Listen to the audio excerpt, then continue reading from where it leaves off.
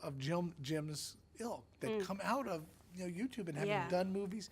And what I tell young filmmakers is I tell them to utilize YouTube because you want to get a response to what you create.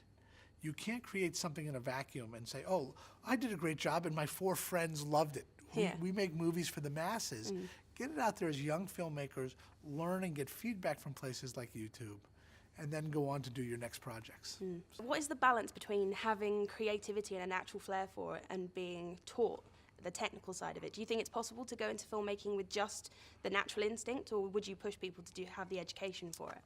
I would push people to go into a broader education. I think filmmaking, while it uses technology, it's not about the technical crafts.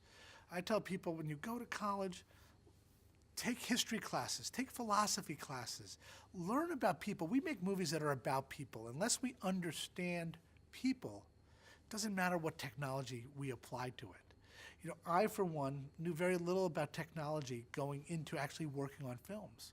However, as I began to work on films, I embraced learning about it. I think one of the great opportunities with filmmaking is that every film presents a new learning opportunity. Years ago, when I did Honey, I Shrunk the Kids, it was one of the first times I ever worked with visual effects. But I immersed myself then in learning about it.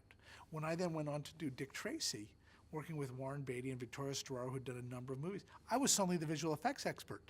So it created that balance. But nothing replaces storytelling, nothing replaces understanding human psychology and people and history and social issues and all of that.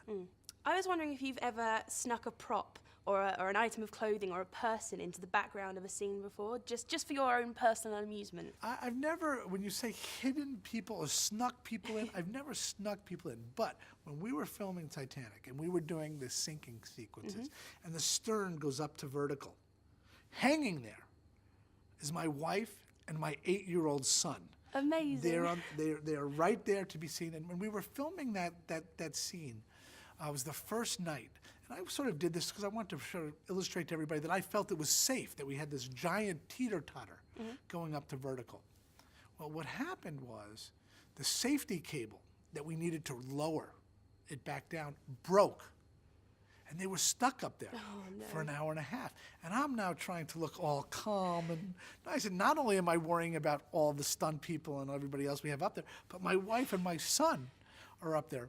And Jim just kept filming. It didn't bother him. Yeah. We're now behind the scenes trying, okay, let's reattach it and pull it back down. And we've got everybody down safely. But so my son and my wife are in that scene. Amazing. The one that was snuck in on me was in, if you've seen the film, there's a gentleman who falls and hits the propeller at the end. Well, Digital Domain created a virtual digital version of me, and I'm the one who hits the prop and goes into the water. That's They didn't tell me that until later. They said, yeah, we want to give you a pounding, so they did. How long after the film was made did you realize that was They you? told us in post-production when we started watching the shots coming back in visual effects, hey, John, that's you. It is? I'm going to have to watch so much more closely now. You'll never recognize me, but they all know and they all get a chuckle out of it. Well, I know now, so I'm going to enjoy that when I watch it again.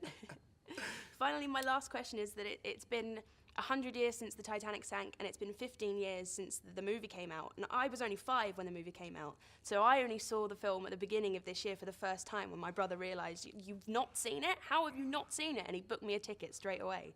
So I'm kind of the new generation that's seen this film, and I know that I'm going to show it to the generation below me.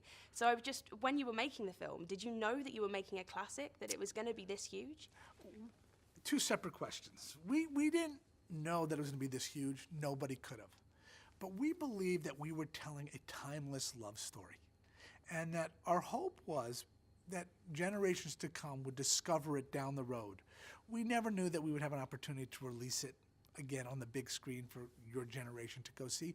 But one of the reasons we did do it was exactly that. When we realized that we could do it, it was to let you experience it up on the big screen, to let your generation experience in the homes on Blu-ray, not on VHS that has been out and antiquated. Nobody has VHS players anymore. So this is an opportunity for you to bring it into your home, for you to share with your next generation.